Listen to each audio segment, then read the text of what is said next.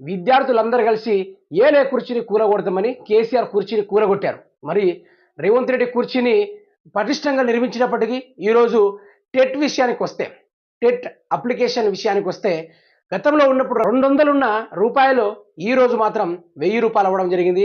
అది విద్యార్థులు ఏరికోరి తెచ్చుకున్న పాలనలో భాగంగా రేవంత్ రెడ్డి విద్యార్థులందరికీ బోనస్ ఇవ్వడం జరిగింది. ఆ బోనస్ ఏంటంటే 200 టెట్ ఫీజు తీసేసి 1000 రూపాయల టెట్ ఫీజు పెట్టడం విద్యార్థులందరికీ బోనస్.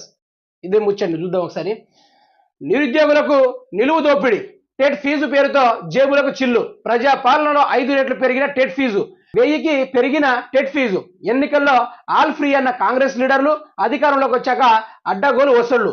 లబోదిబోమంటున్న నిరుద్యోగులు నమ్మించి గొంతు కోశారని ఆగ్రహం.